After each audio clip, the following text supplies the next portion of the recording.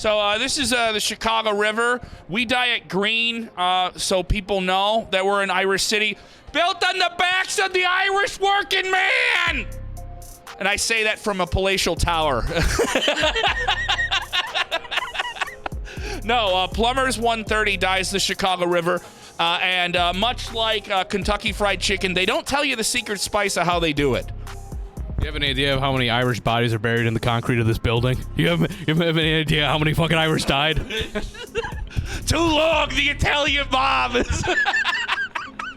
How many Kyles and Deidres and Roisin's and Patricks are rooted in the foundation of this building? It's ridiculous.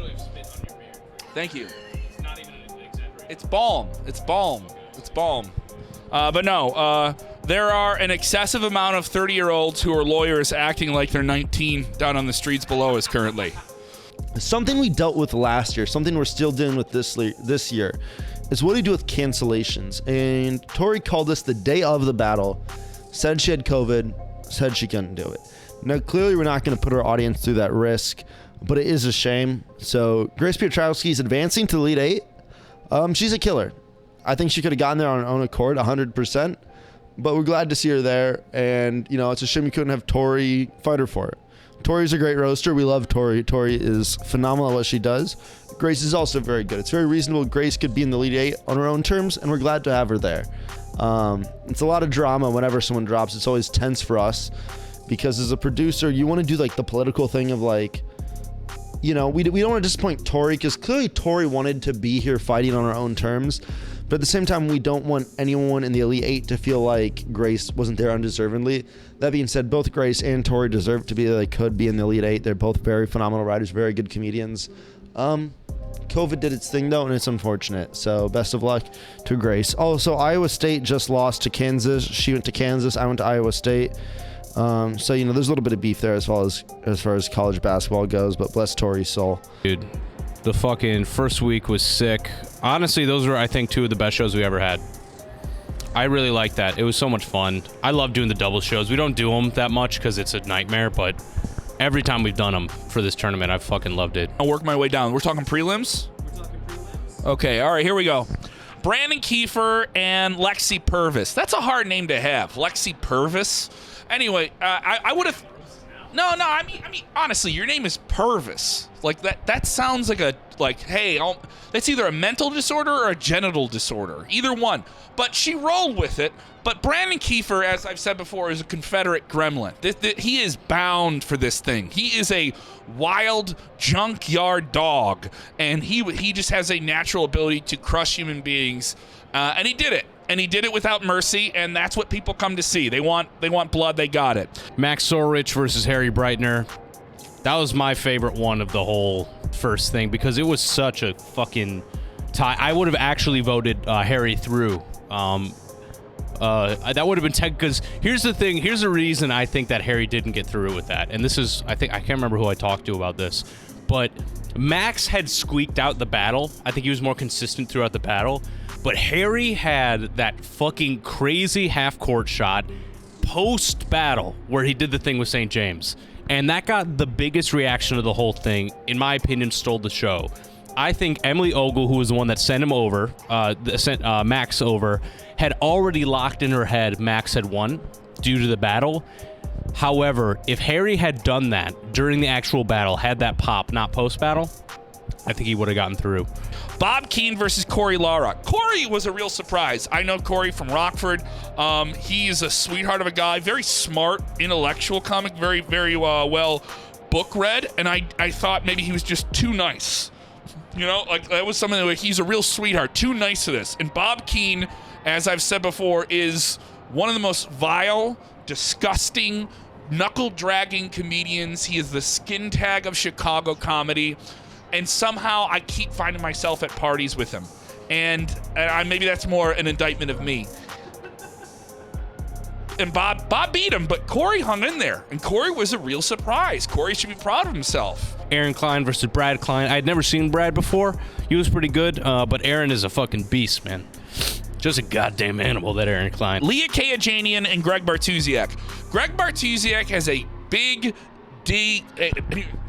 Greg Bartuszak has a big, dumb, Polish, deep voice. Honestly, he says Warsaw like really, really deep. He is just Andre the Middle Giant. That's what he is, man. And I like Greg. I've seen Greg do well.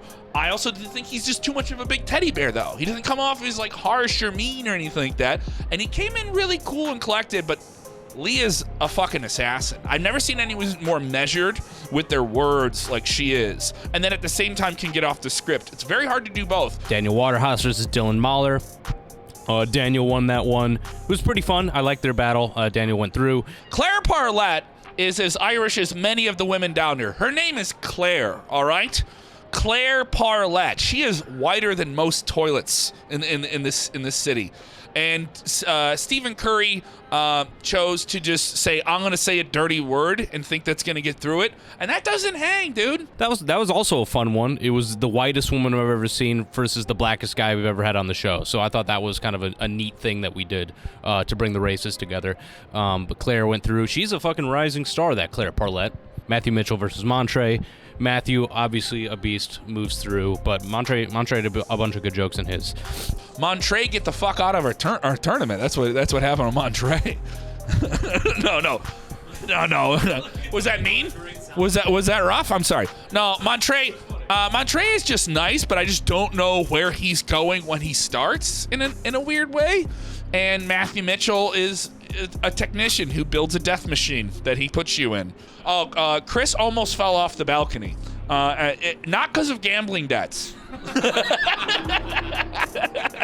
Ali Soroka versus Grace. God, we had so many. Ali Soroka versus Grace Piotrowski. Another fairly close one, but ultimately I think that was close, right? They're in there fucking talking shit. Doesn't matter. All right, so Tori Kilkenny is methodical in what she does. And dare I say, maybe just because I'm looking at an Irish dye green river in Chicago, I think she's got an advantage. You know, I think she got the luck of the Irish on her side. And the other guy, I don't know, had Instagram comments. So, and we kind of saw how that turned out. The less said about that one, the better. Tori is a very funny comic and seasoned and beat Josh, I think, very fairly. In Loftus, wow, what a bunch of Irish. Oh boy, I'm just telling you.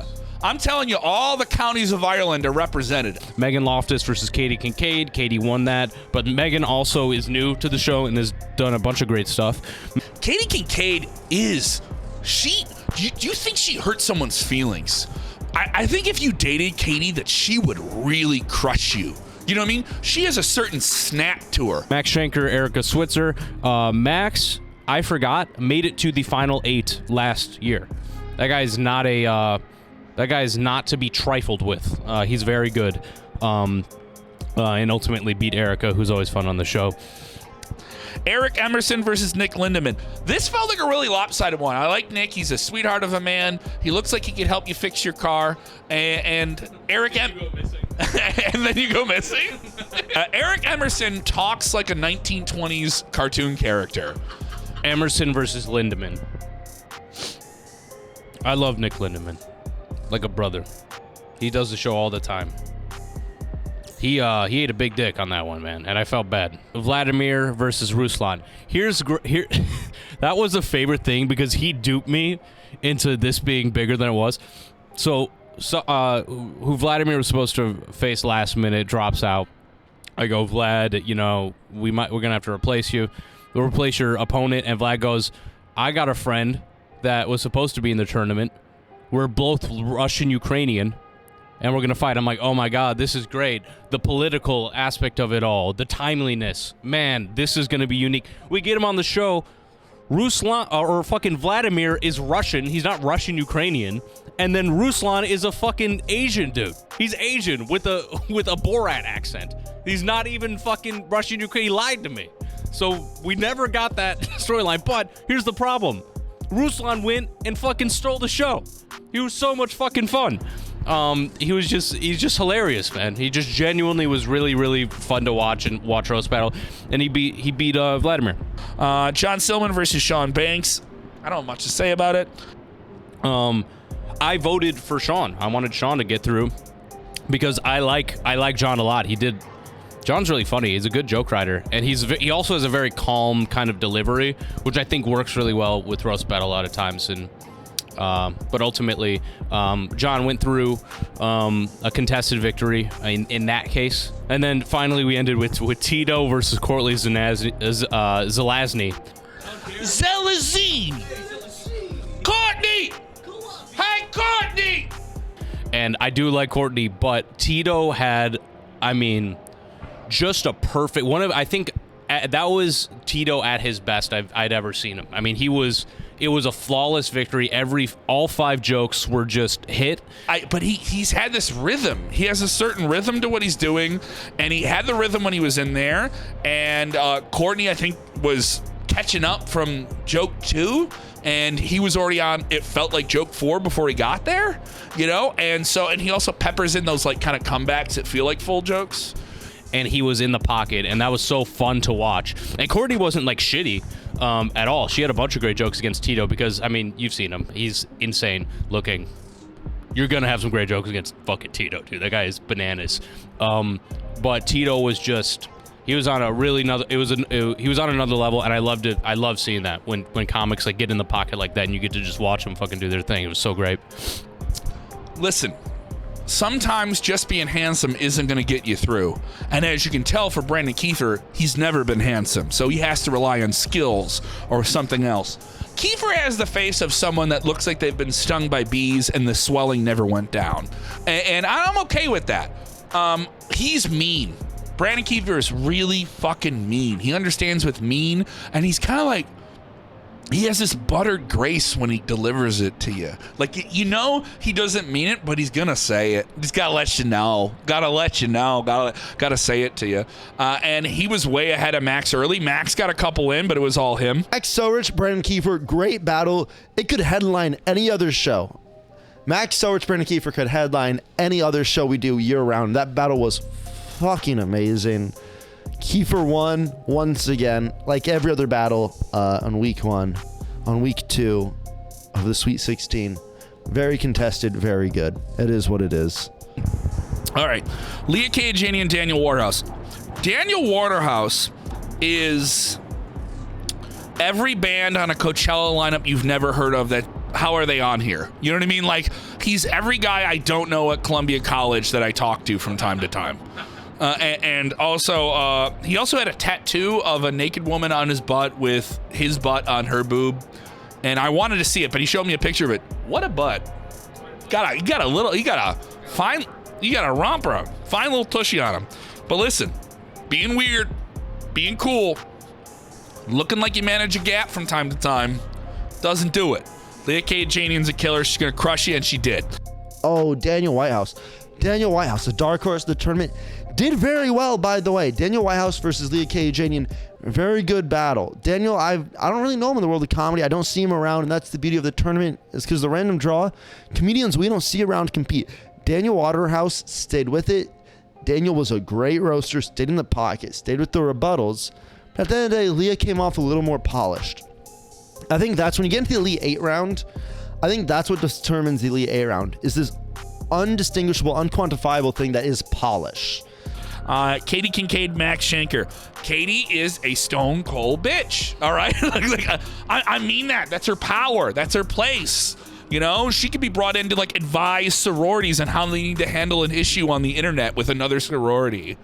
Listen, girls, this is how you make them feel really bad about themselves as she files her nails. Yes, Katie beat Max.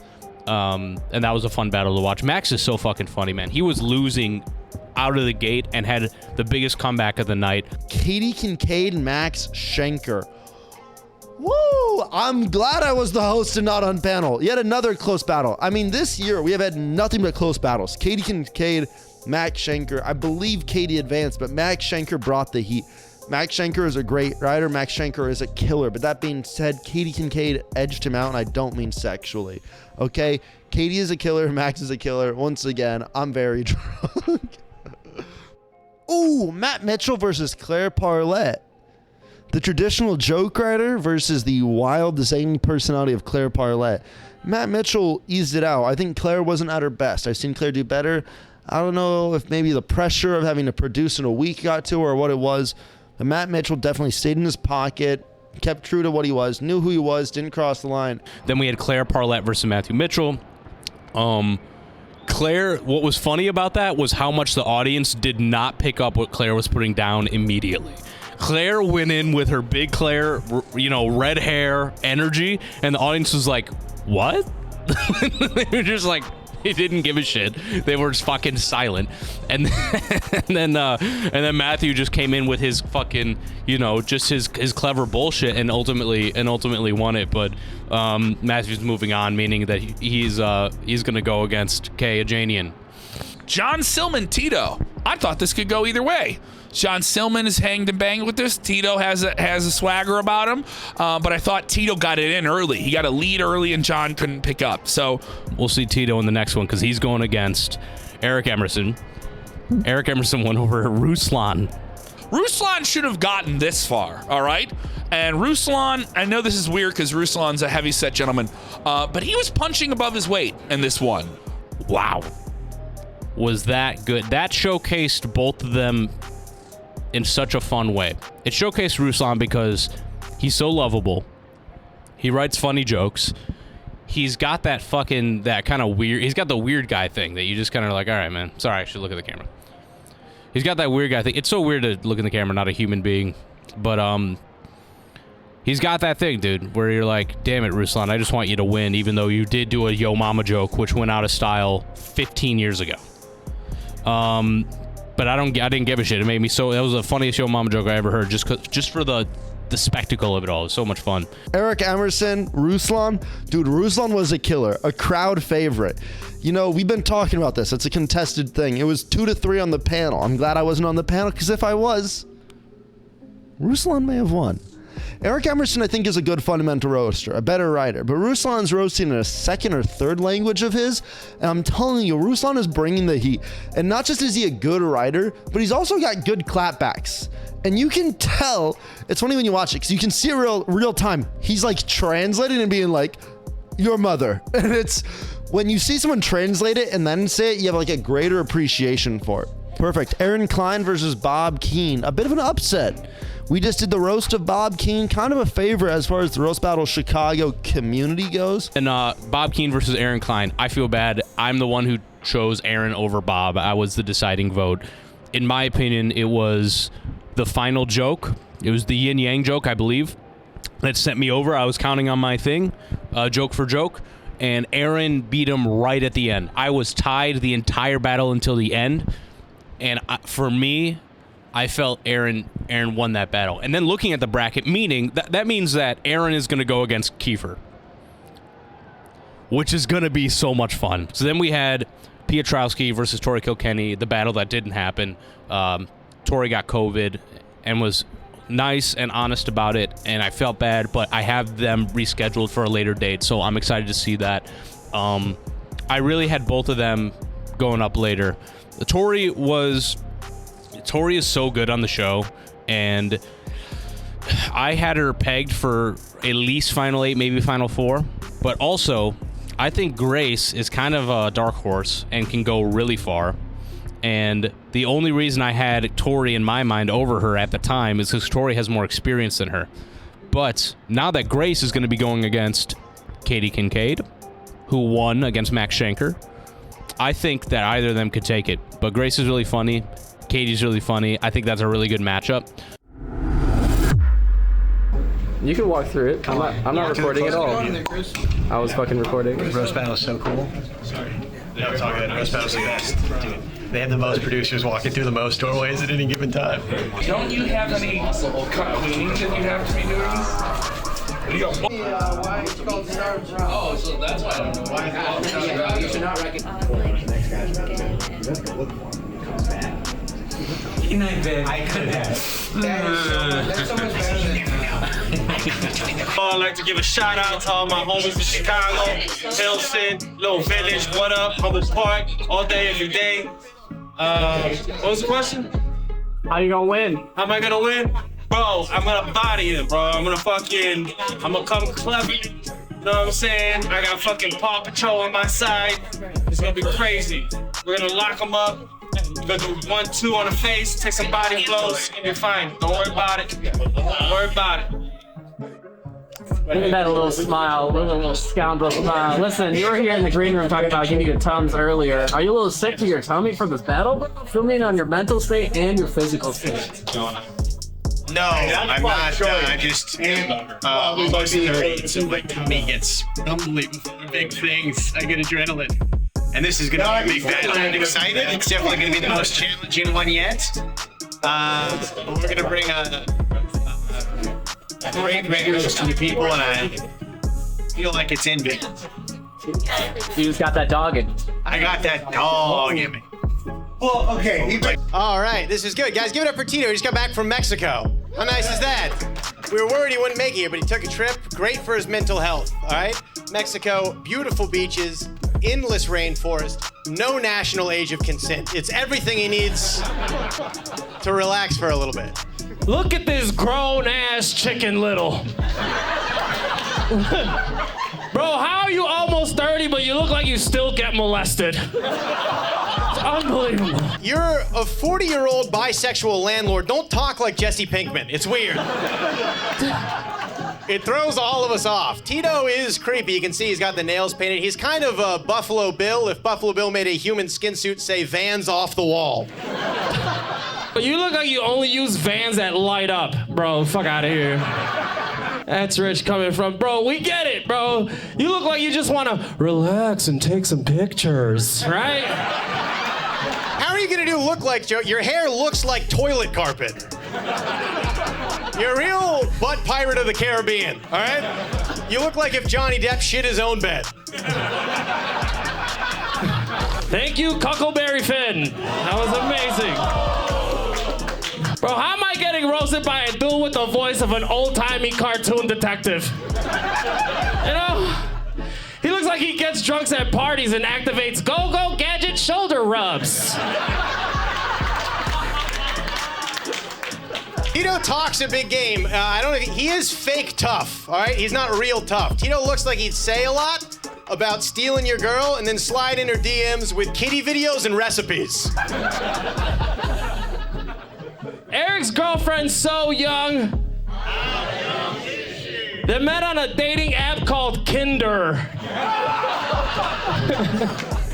There was just this finesse from Tito. I thought the crowd responded to it. I'm gonna go with the crowd. I thought the crowd responded to Tito. I'm gonna go with Tito. Hey, yeah, I'm gonna give it to Tito. That was great, man. Okay, cheering for Tito. I actually thought Emerson had the crowd on his side. I'm gonna go with Eric, but we doing that. If Tito advances to the next round, every time he says "bro," we need to take a shot, and that's Stronger overall. I'm giving it to Tito. Tito wins the battle. Give it up for him. Give it up for him. Hey, guys. You know what's not fair? The way they judged that roast battle was no bueno. And I did say no bueno racistly. You won your third roast battle in a row? Dude, buddy, I know you look nervous, but how you feeling? I want to thank my God right now. I want to thank the Lord, baby Jesus above. And I'm just playing. Honestly, crazy battle. I was nervous all week. Eric Emerson is an absolute beast. I had to write 3 times as many jokes as before just because I needed as many ammunition that I could. But consistency is key. And if you get 1 or 2 pops, that's great. But consistency is key. And I think that I'm finding my flow. I'm finding I realize like how to gain the crowd. And hopefully at the end of the day, that my style and bravado is gonna give me an edge. Listen, you lose, but you lose in stride. I mean, you come in sitting down like a dad who just had 6 beers and has got to deal with his kids. So talk to me about your mind, your state of mind right now. Thank you, man. I let the fans down. I let Roast Battle down. I've failed everybody. I'm gonna take a little time to wander Ronin through the countryside, try and find my honor. So if you see me culturally appropriating Japanese, just know I'm on a mission for redemption, and please do not mention it. Unless, it was great. Tito did great. I wish I was more present, but Tito is definitely the most adept opponent I had so far, and I think I let that get to me. So let's see if we don't make the same mistake next time. It was an honor, and enjoy the rest of Roast Battle, folks. Katie looks like your mom's kooky college roommate who keeps crystals in her vagina. There's a reason she is not your godmother. All right, whore foods.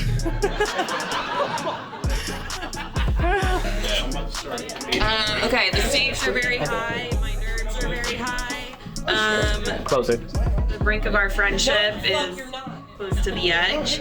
But I'm ready. I just thought about her all week and how much I hated her, and now I'm ready to let everybody know. I'm feeling amazing, actually. I really love putting all my friendships on the line.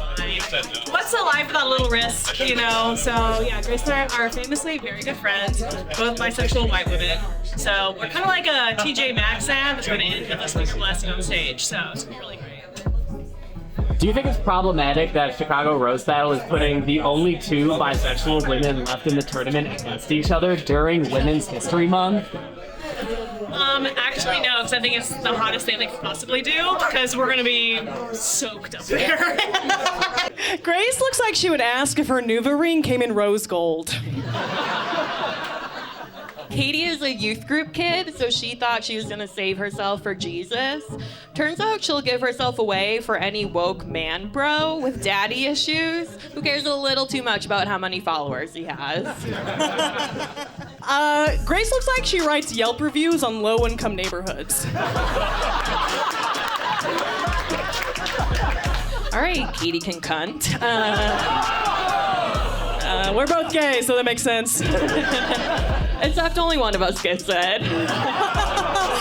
Yeah, it's true. I've only ever had sex with one woman. How is your mom? That's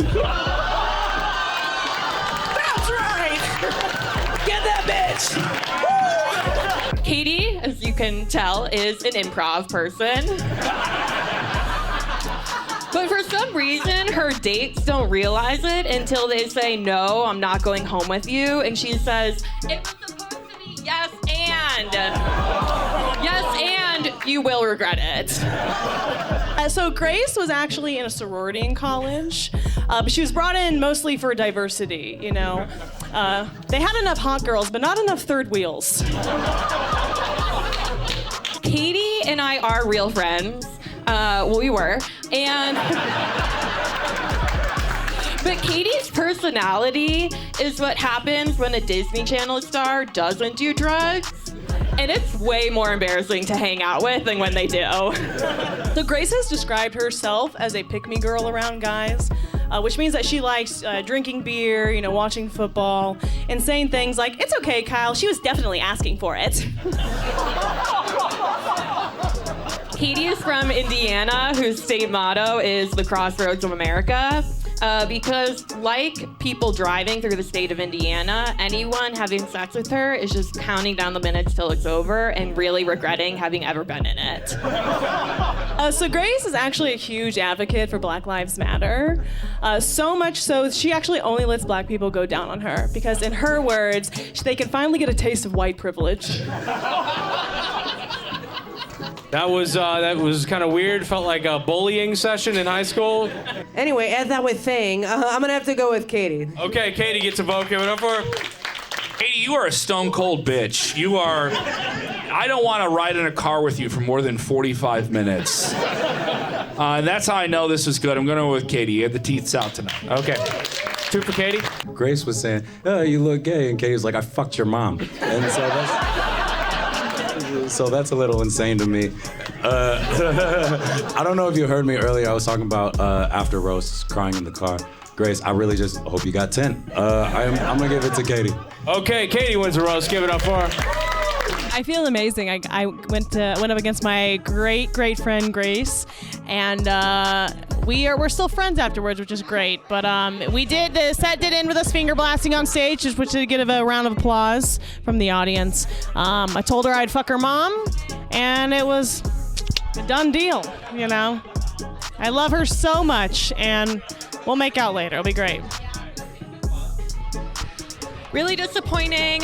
We just got out there and didn't do what we needed to do. I thought I had some comebacks and I didn't. Honestly, really rude of Roast Battle to be pitting women against each other during Women's History Month. But I'll rant about that on Instagram later. Well, the drink ticket, PBR probably, most likely.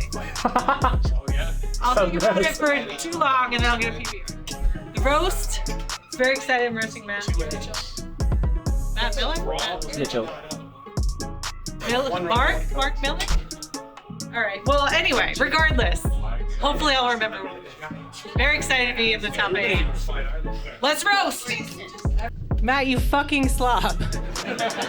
Why do you always look like you're on the 3rd day of a road trip?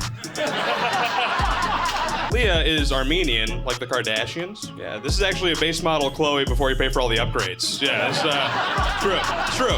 I'm not saying that she's ugly, but she does have the look of a chick Keanu Reeves would date, and everybody would be like, "Oh, he's so great." Matt's dad owns a glass repair shop, so at least someone in the family will get a big break. That's true. Your career's in the trash. Holy shit. True. Leah used to work the Comedy Store. Isn't that crazy? She's a mom now. She just keeps on getting pregnant because it's the only way she can book the belly room. Oh, man. Matt is pretty much a stud. Oh, my God. I fucked that up.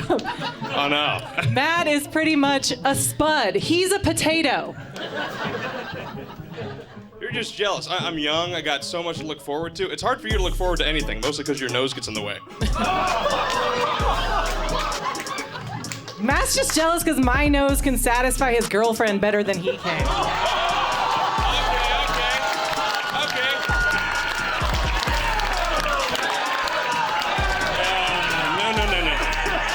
No, you're just jealous as a mom because I got these birthing hips, okay? That's what's going on. When you give birth, your kid has to crawl his way out like Andy Dufresne in a sewer pipe. Thank you, Fat Bitchel. Thank you, Wicked Witch of No Breath. No problem, Seth McFar too many carbs. Holy moly. Oh, man. I feel like Matt was just a little bit stronger tonight, and I'm going to give it to him. Okay, Matt gets a vote. Give it up for him. But Matt gets my vote, 100%. Okay, 2 for Matt. Keep it going for him. Oh, God damn it. That comeback really got me. I'm going with Leah. I like Okay, Leah gets a vote. It's contested. I was a big fan of the comeback. That was quick as hell. And so I'm going to give it to Leah. Okay, 2-2. It was off notes. I'm gonna have to give it for Leah for being off notes. That was Leah wins the battle. That was a great battle. Contested. Keep it going for Leah Kajanian. Yeah, you know, whenever you lose, you obviously wish that you would have won, but like Leah's really good. She's fantastic. She's one of my favorite in the city, so I'm really happy to see her move forward and progress and get all the fun stuff that comes with winning the belt. Brandon looks like he buys presents for ugly strippers.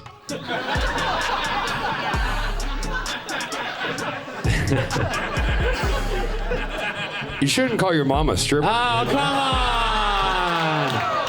She's a hooker. Yeah. Good, yeah, I took a lot more time because Kiefer's a very good opponent, so I definitely tried him out, battle test him, and I think it'll be a good night. And you know, if I don't win, I think we're all winners inside. Say it. 2 seconds. You said you battle tested your roasts. Are you saying that you tried these roasts out on other people? Are these generic roasts, Aaron Klein? Like, how do you roast an NPC? Yes.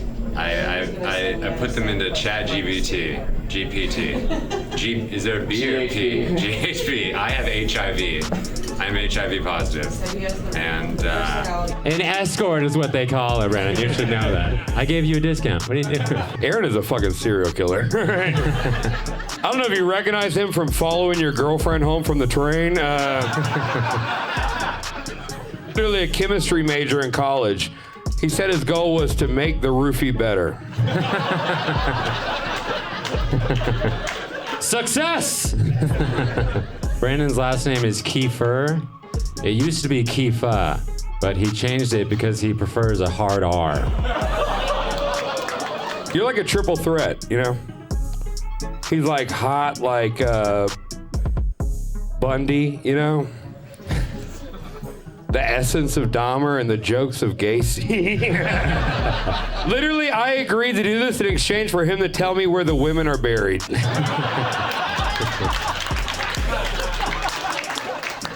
Brandon was actually in Snow White as the 8th dwarf. Rapey. Brothers with Doc and Sleepy. Aaron's not gay despite how he looks and how he feels about men. That was told to you in confidence. That's not fair. He's deeper. He's so deep in the closet, I'd keep him next to my Jinkos and a prom dress. He's deeper than the screws that hold my clothing rack up. Brandon looks like he works at a carnival as the guy who fucks the elephants. Dude, I call her your mother, all right? Like, why would they wear skirts if they don't want to be fucked? That's not hot elephant. You look like you'd have sex with a guy and then beat him up for being gay. I feel like you can't come unless you spit on a homeless person. It's not me. It's American Psycho vibes over here. Like. Brandon is the only mechanic in Illinois who works on cotton gins. You call me you never even talked. The last time you talked to a black person, you said "you people." All right, like literally there's multiple of them. Literally, he called the police when he saw the trailer for the new Black Panther movie. That is true. I did do. Brandon looks like he put Mike Pence as his emergency contact. Call him. He'll answer. We're friends. Yeah. Look, if we went to prison, you know you have to bring me honey buns, right? I'd make you hold my pocket, all right? I think I'm gonna give it to Brandon this time. Okay, Brandon gets a vote. I think I'm gonna give it to Brandon just for being a little bit more off cuff, a little less off script. So okay, Brandon. Aaron, by the way, is the one who knocked me out last year. And I'm not saying this just because of that, but I give it to Brandon. Oh, Brandon gets the victory. Man, Brandon Kiefer, the man, the myth, and mostly the ghost. This man was 37 minutes late to this roast battle. I had to time it because I'm a part of the production crew, and Matt wanted to know, where were you beforehand? What were you doing? I hope you were in the bathtub just cooking up roast like you cook up moonshine. Talk to me about your win tonight. I'm one of the few comedians that has other shows to do. I'm recording my album here at the Lincoln Lodge on May 12th. Tickets are $12. Please come out. I don't only roast people, I also am a little racist. I love Roast Battle. This is a fantastic show. I showed up late because I run a great show at High Dive at 8:30 p.m. at Dante's Tavern. And I had to go up with that.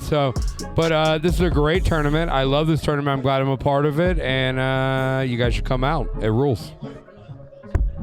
Honestly, I've always championed for more Nazi representation. I've said, let's get Howard in here. Let's get free design in here. And I just think that's really important. And I got a big juicy kiss out of it. So I'm a happy man.